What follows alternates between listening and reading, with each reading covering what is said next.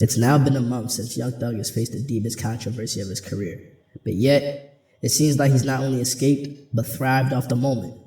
What's good, gang? It's SB Cap, the Bonded Bandit, and today we're gonna talk about why hip-hop would never turn its back on Young Thug, and how he escaped what a lot of people consider a rapper death sentence, with no more than a scratch. Starting with how Thug even got into this situation. May 2022.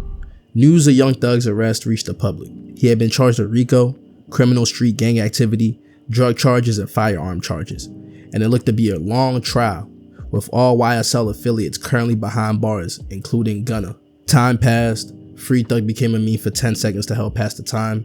Then came December 14th, 2022. Gunna is released from prison after taking a plea deal. Questions start to come up about how he could have gotten out so early, and it wouldn't take long before the industry will give us answers and make it clear to Gunna that he's no longer welcome, with rappers like Lil Baby basically speaking for Young Thug and calling Gunna a rat, but nothing was confirmed. Fast forward to October 31st, 2024, Young Thug was to be released on house arrest for time served as part of a plea deal, and Thug would waste no time letting the world know that Gunna did indeed snitch, with tweets such as, "Real plea deal, Jack. Wham! Let's drop one on these. Wham! Let's drop one on these rats, Peter." And with the most direct tweet of all, "Gunna, stop acting like we friends on the internet. I don't know you, my guy."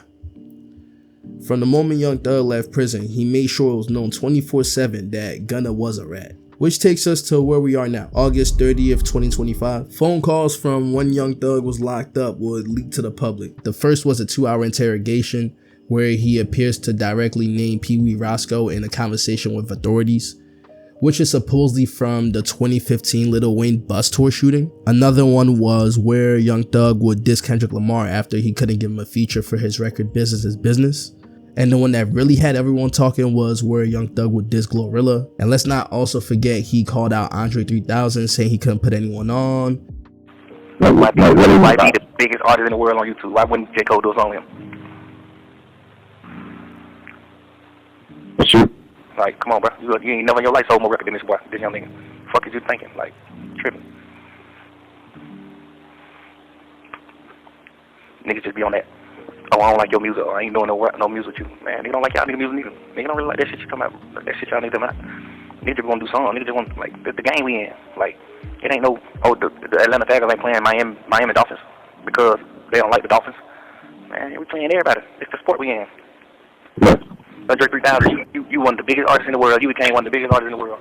But you ain't helped nobody. You ain't put nobody on. Spoke on Future's private life, saying he needs to be more involved with his kids. He also said Metro Boomin was using his mother's death as an excuse, and much more. How is it that had this happened to a majority of rappers, they would have been blackballed? While Young Thug gets a platform, an interview, and everyone watching ready to hear him out. To the point when you even have 6ix9ine confused because even he was expecting everyone to turn on him. Young Thug's influence and contributions might be what's keeping him in the good graces of the industry and the people, giving us iconic producer tags like Traboomin, TM88, and Sony Digital, finding talents like Lil Baby and Rich Homie Quan, then forming a label to give us more talents like Gunna and Lil Keith. And with staple classic albums like Beautiful Thugger Girls, So Much Fun, and 15 Years in the Game, don't forget his influence in the fashion industry. The trends and slang he's given to the culture, it's no wonder the industry was willing to hear Thug out on a platform to talk. And, talk he did. Young Thug had captivated hip-hop with a single interview, with memes going viral seemingly overnight, and the overall consensus being we forgive Young Thug, with people like Joe Budden expressing how he liked Young Thug's vulnerable side coming out in this interview, with naysayers, with people like DJ Academic saying that regardless of how you twist it, snitching is still snitching. But nobody, and I mean nobody, would be ready for what was next. 3 weeks after the interview, September 25th, 2025, Young Thug would drop a secret album that would go insanely viral, named Ooey Scooty, I think that's how you pronounce it. And the reason why this album would stir up so much buzz is because the album cover would depict a white Young Thug, instantly grabbing people's attention. Mix that with the name of the first track and you have a recipe for a viral moment. But really, I think the real reason why hip-hop wouldn't turn its back on Young Thug is because these type of antics aren't new for his career. There was once an era where Thug would rock dresses and challenge what it meant to dress as a male. Not for controversy, but just because that's who he was. He's always given the vibe of someone with a bit of an outlandish personality. But yeah, That's the video. Let me know if you guys agree or disagree down below.